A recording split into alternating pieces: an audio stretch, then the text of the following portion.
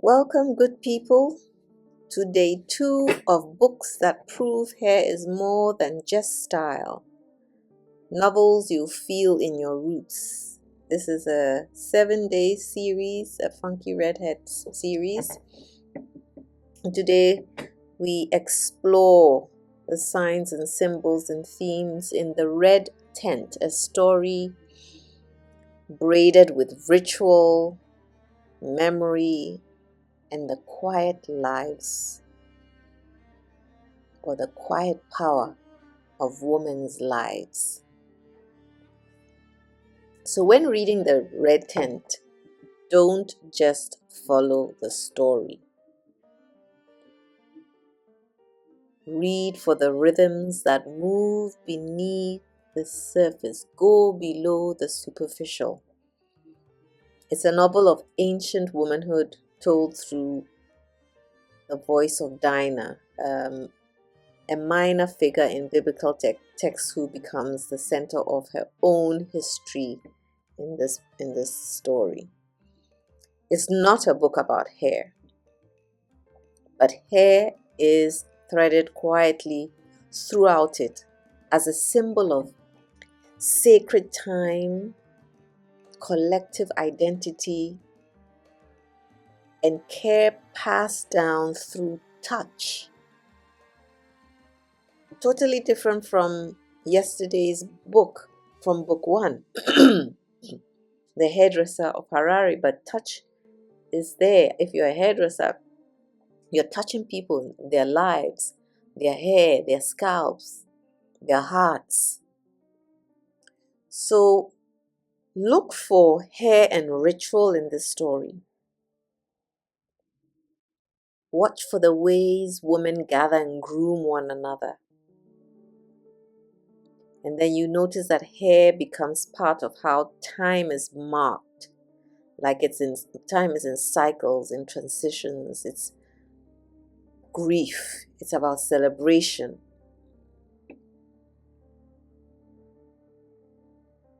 And then look at it as care, as communication. When people communicate through hair, they communicate their care or their love through hair. So notice how braiding, washing, and touching hair replaces language in moments where words aren't enough. So this is intimacy through gesture.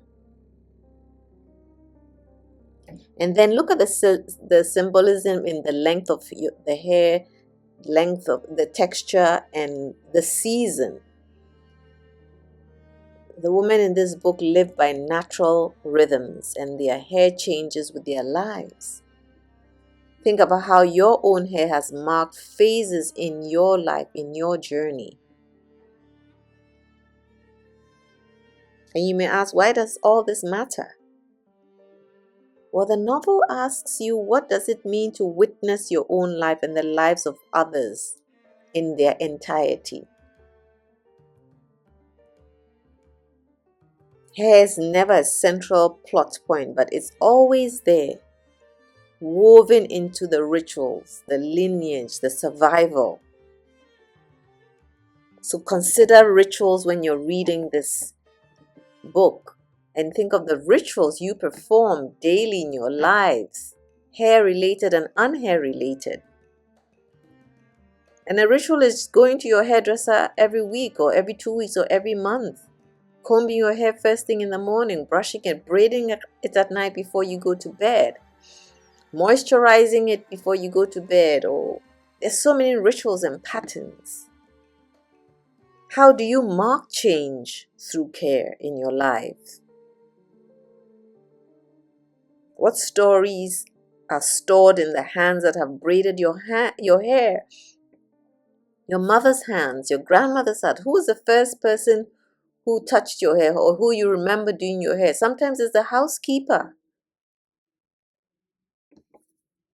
What silent truths live in the way you care for your own hair?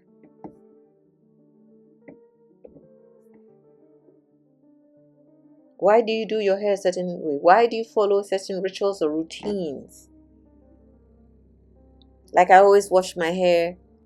If I wash my hair once a week, it's a Saturday. Sometimes I do it on a Tuesday. But that's because when I was a kid, my mom washed my hair on a Saturday.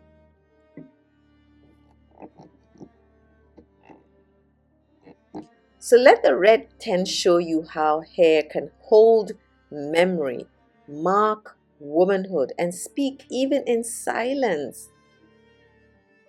Hair isn't the point, but it's always part of the story. So when you're reading, look for those nuances.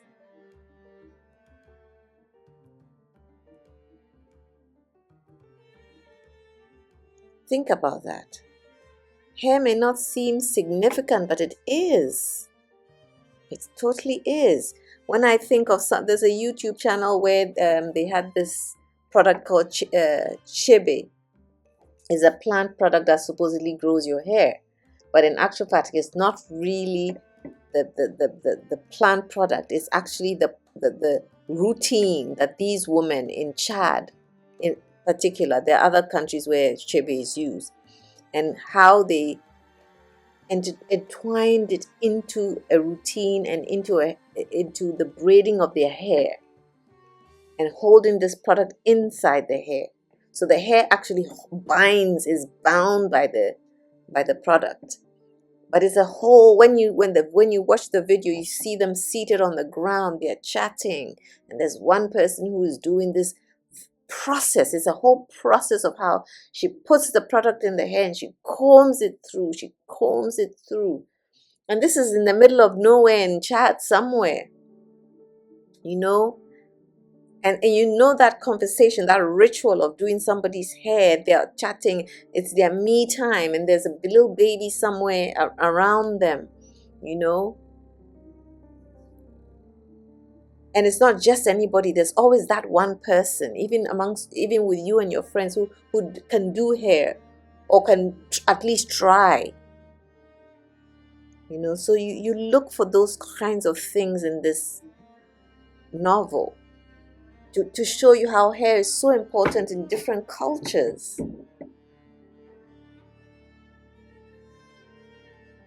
It's amazing. You read a book and you don't even notice that, but when you you're intentional about picking up these nuances. Sometimes they're not even nuances; they're part of the plot. The hair's part of the plot, or you get to understand the character by the hair. The focus or non-focus on hair. But as much as you may not think so, hair is very important in so many cultures. The length of the hair. It's just something to think about, just something to appreciate your hair, or know how political your hair is, or how as your hair can be quiet in its presentation, but it's still powerful, still speaks volumes.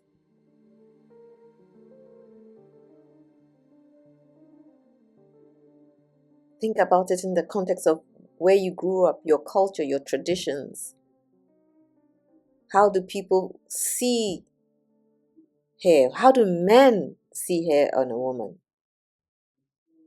And you can think about hair in the grand scheme of things, in terms of hair on your legs. In some countries, hair on your legs is supposed to be disgusting, so they're always shaving them. In other cultures, it's beautiful. It's sexy on a woman. There's so many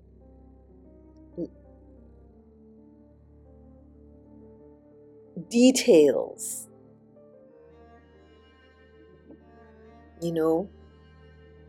It shows performance. It shows hair is a class marker. It can be silent, but still powerful by their appearance. Hair is a ritual. Sometimes hair protects people. It protects. They hide under their hair, behind their hair.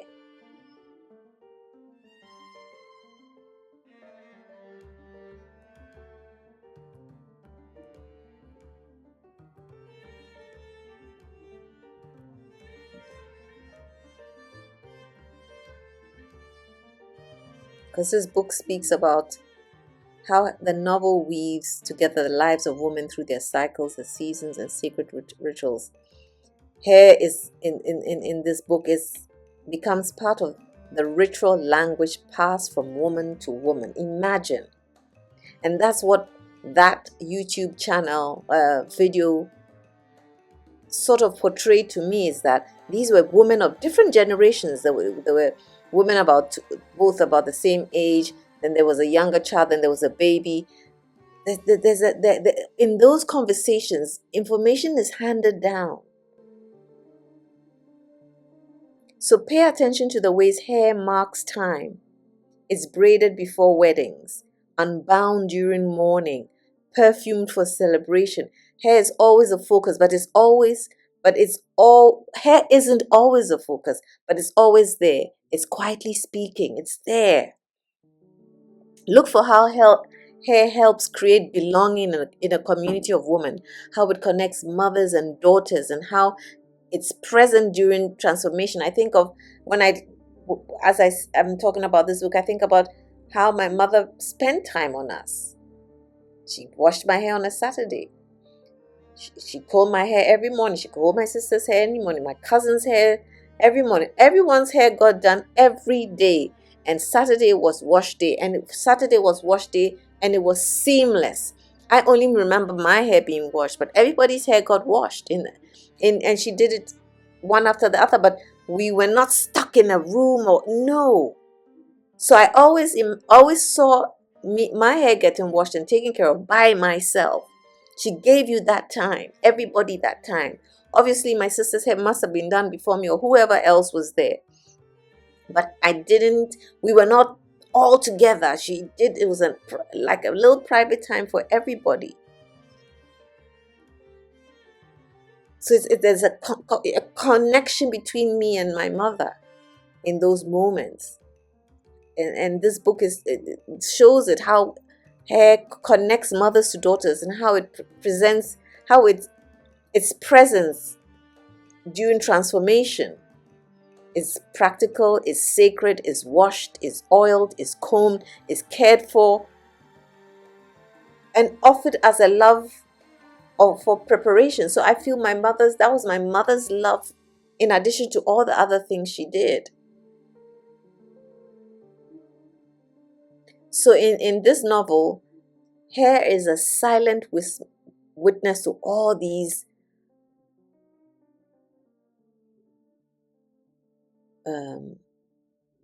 situations,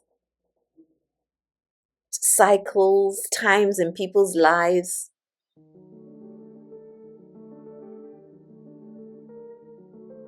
It sees joy, it sees secrecy, it sees initiation. I always say your hair is on top of your head. Your hair sees everything that you do. It's with you. Even your shaven head, your scalp is seeing all that. It is bound when boundaries are needed. Sometimes you have to cover your hair to protect yourself. And then let it loose when freedom calls. When it's time to free it, you free it. Depending on the situation or the time or what day it is. Like sometimes I never leave my hair loose. I don't know why I don't do it anymore. I don't feel like my hair should be loose anywhere. I feel like I'll pick up energy. I never thought about that before. I used to wear my afro free. But then I go to certain places, I put it in a ponytail, and then I come home sometimes and I just wash my hair. Especially during COVID. So when you read the novels like this and this novel, ask yourself, how does hair show up in ritual? When is hair touched and by whom? Think of when men touch a woman's hair. I am always taken aback by whenever I've had my hair loose at the men who would touch my hair. And usually I can only think of about 2 instances. I was in college and it was a friend of my very good friend, a guy. My friend is female and this was her friend, and we were in her room, and this guy came to say hi to her, talk to her. I was there. I didn't really know him. It was not my friend, but my hair was out, and he was behind me, and he just like held it in his hand. It wasn't offensive. It wasn't what do you call it? I didn't feel anything negative, and I figured he comes from a home of women with hair like that. He was Latino or Latinx, as we say now, and um, it just like, for me, it reminded me of like being in nursery school, in the playground, and a little boy pulls your braid. That is what I got from it. I didn't move, I didn't say anything, and he didn't say anything. He just touched my hair. He squeezed it. He took a chunk in his hand. Wasn't rough, wasn't abrasive, and that was it. So think about it. When his hair touched, and by whom? Is it invasive? Is it intrusive? Or is it just natural? It's okay. What does hair reveal about the rhythms of womanhood in this ancient time and in our present time? So this isn't just a story, it's a ceremony. We're celebrating hair without it being the prominent figure in the story. And the strands of hair running through it, they are the threads.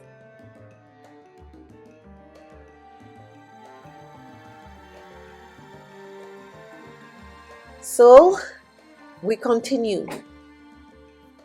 Tomorrow, book number 3, or whichever day you're going to watch it, it's the next number 3, is the next book.